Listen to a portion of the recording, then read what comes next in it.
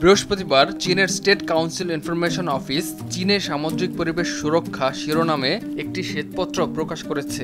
এতে সামুদ্রিক প্রতিবেশ ও পরিবেশ সুরক্ষায় চীনের সংরক্ষণ প্রচেষ্টা ও অর্জনের কথা প্রকাশ করা হয়। শ্বেতপত্রে ৭টি অংশ রয়েছে। মানুষ এবং মহাসাগরের মধ্যে ভারসাম্যমূলক সহাবস্থানের জন্য সামুদ্রিক বাস্তু পরিবেশের উন্নতি, সামুদ্রিক পরিবেশ সুরক্ষা সমন্বয়, সামুদ্রিক পরিবেশের পদ্ধতিগত শাসন, সামুদ্রিক বাস্তুতন্ত্রের বিজ্ঞানভিত্তিক সংরক্ষণ ও পুনরুদ্ধার, সামুদ্রিক পরিবেশের তত্ত্বাবধান, প্রশাসনকে শক্তিশালী করা, চীনের সবুজ ও নিম্ন কার্বন সামুদ্রিক উন্নয়নের অগ্রগতি এবং সামুদ্রিক পরিবেশ সংক্রান্ত সর্বব্যাপী আন্তর্জাতিক সহযোগিতা সুরক্ষা করা।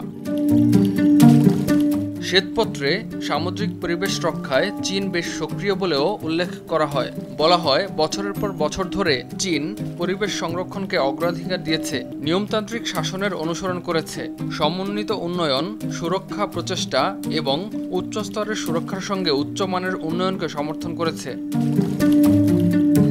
শ্বেতপত্র অনুসারে গেল কয়েক বছরের কঠোর পরিশ্রমের জন্য চীনের সামুদ্রিক বাস্তুসংস্থানের সামগ্রিক উন্নতি ঘটেছে এবং চীন একটি দায়িত্বশীল দেশ হিসেবে সামুদ্রিক পরিবেশ রক্ষায় আন্তর্জাতিক সহযোগিতাকে সক্রিয়ভাবে এগিয়ে নিচ্ছে। ইমতিয়াজ আহমেদ, RTV।